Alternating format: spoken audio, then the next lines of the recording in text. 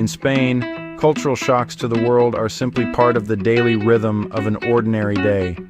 It's a place where tipping culture doesn't exist, and honestly, excessive tipping is sometimes considered an insult.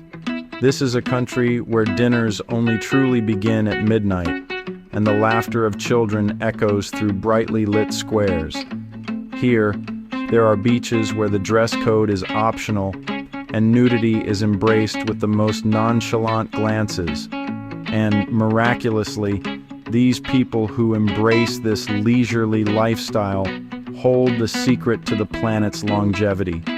We're going to explore 15 incredibly ordinary things here, but which could completely overturn your definition of normal.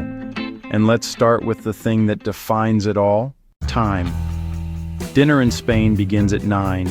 In summer, 10 is normal. Tapas bars and restaurants often don't start serving until 8:30, and they keep going well past midnight. Spain is the only country in Europe that eats this late as a rule. An American who books a table for 7 walks into an empty room and assumes the food must be bad. It isn't.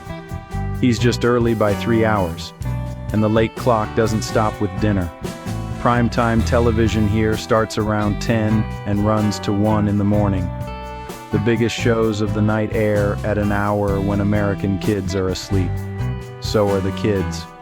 You'd think they're not. On a warm night, you'll find children playing in the plaza until 10 or 11, some of the latest bedtimes in Europe, and their parents a few tables away in no hurry at all. To an American raised on a strict bedtime, this looks like chaos. To a Spaniard, it's family. Nobody is being neglected. The whole day just sits later on the dial. There's a reason for all of it, and it goes back to a decision made during a war. We'll get to that clock. First, quick question because I'm curious right now. Where in the world are you watching this from? And what time is dinner where you live? Tell me in the comments because the clock is only the first thing that'll throw you off. Wait until the check arrives. In the United States, the tip is not really optional. It's social pressure printed on a receipt. In Spain, that pressure doesn't exist. Waiters earn a full living wage, so there's no expected tip writing on top of the bill. Most Spaniards round up a little, leave some coins, or honestly, leave nothing at all. Surveys suggest only about a third tip with any regularity. Where an American leaves 15 to 20% out of duty, a Spaniard leaves €2 because the meal was good. Here's the quiet part. In America, kindness at the table has a price you're expected to pay. In Spain, it's just kindness. The service will feel different too. And yeah, at first it might feel rude. No one hovers. No one asks if everything is okay every 4 minutes. If you want the check, you have to ask. Sometimes twice. To an American used to paying for constant attention, that reads as cold. It isn't. It's the waiter leaving you alone with your night. Assertive gets you served here. Waiting to be noticed gets you a long evening. You'll even see the collision happening. Some tourist spots now print a little smiley face suggestion on the bill. Happy face for 10%, sad face for nothing. Locals call it emotional manipulation and warn each other not to let the habit spread. And a practical tip about tips. If you do leave one, hand cash straight to the server. Add it to the card and it tends to vanish into the till. By the end of this, one of these 15 might have you pricing out flights, maybe even a move. And if you think a video like this deserves more attention, tap the hype button below. It only lasts a few seconds, but it helps push this out to more people. Thank you for that. What you drink with that meal has its own unwritten rules too. Order a beer at 11 in the morning in Spain and nobody blinks. Day drinking is accepted, full stop. In Barcelona, people have cava sparkling wine with breakfast. A glass of wine with lunch is ordinary, not a red flag. To an American, a drink before noon carries a whiff of a problem. Here it's just part of the meal. Then comes the paradox. For all that drinking, getting visibly drunk in public is close to shameful. One writer called it the arch social sin. Spaniards drink slow and steady, wrapped around food and conversation, not to get wasted. The point isn't the alcohol, the point is the table and the people at it. Drink all afternoon? Fine. Stumble down the street and you've embarrassed yourself. Here's the fact that breaks the stereotype completely. Spain is the #1 country in Europe for non-alcoholic beer, both making it and drinking it. Alcohol-free brews like San Miguel 00 and Estrella Galicia 00 make up around 14% of all beer sold. According to the Spanish Brewers Association, Spain alone accounts for roughly a quarter of all the alcohol-free beer drunk in the entire European Union. The country famous for wine and long lunches is quietly the continent's capital of the sober pint. It even polices the rowdy end. Drinking in a group out on the street, or maybe on a boat alone, is fine at the city level. Fines can range anywhere from a few €100 up to 3,000 in some places. A picnic in the park with a bottle of wine is fine, but, a loud crowd getting drunk on the sidewalk is not. There's a rhythm to the whole day here, and around 2 in the afternoon, the country basically hits pause. In many neighborhoods and smaller towns, shops open at 10, close around 2 for about 3 hours, then reopen at 5, and run until 8. A lot of restaurants close on Mondays entirely. To someone raised on 24-hour America, a store that shuts in the middle of the afternoon feels almost rebellious. The break has a purpose. The big meal of the day here is lunch, eaten between 2 and 4. And it's the meal families actually sit down for, not dinner. Now let's kill a myth. The image of a whole nation napping is mostly that, an image. Recent surveys found that around 58% of Spaniards never nap at all, and, roughly 70% of younger adults skip the siesta completely. The deep afternoon sleep really survives mostly in small towns and among older people, and it's strongest in Andalusia, where the summer heat just makes doing anything else feel, pretty pointless. What actually endures isn't the sleep, it's the pause. There's this shared agreement that the middle of the day belongs to the table, not the task. That pause is part of a bigger bargain. And honestly, the payoff shows up later in this list, in a number about how long these people live. And there's one thing that's completely normal on a Spanish beach that leaves most Americans speechless. We'll get there. That relaxed pace built something extraordinary, including a church they've been working on for 144 years. Some buildings take a decade. This one took longer than most countries have existed in their current form. Barcelona's Sagrada Familia broke ground in 1882.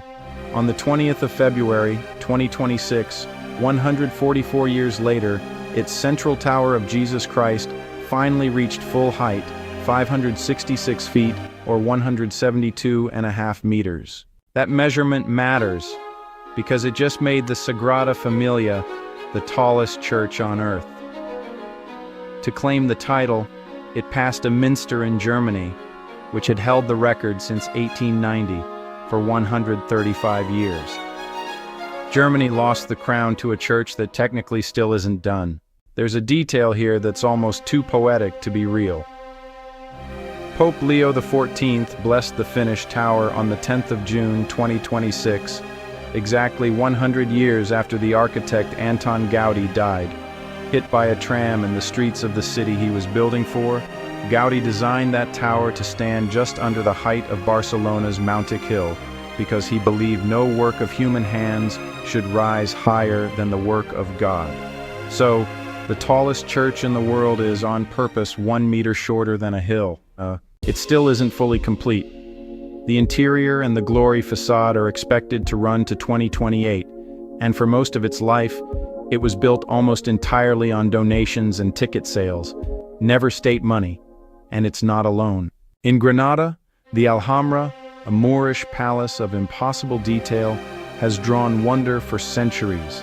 Spanish architecture is a collision of Moorish, Gothic, and Gaudi's dreamlike modernism, all in one country.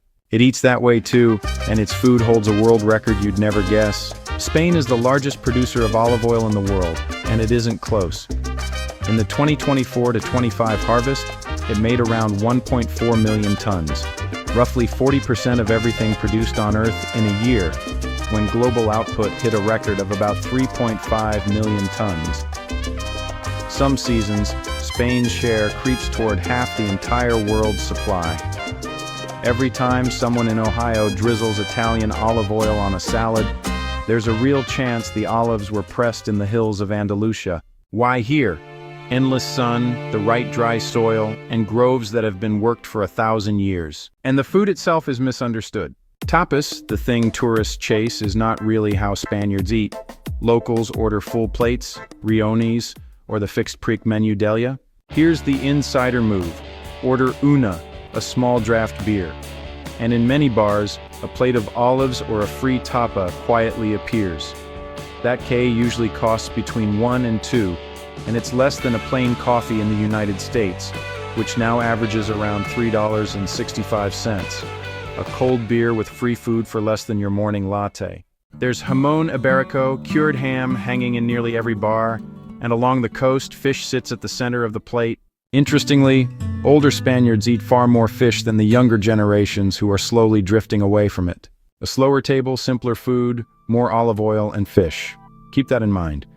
It comes back at the very end of this list. Quick one while we're on food. Of everything so far, which Spanish habit surprised you the most? Drop it in the comments. Sit at any of those tables long enough, and you'll notice something else. The way Spaniards look at each other. Spaniards are comfortable holding eye contact far longer than most Americans find easy. On the street, on the train, they look directly, a habit locals sometimes call plain curiosity. There's nothing hostile in it and nothing flirtatious either. To an American trained to glance away, it feels like a challenge.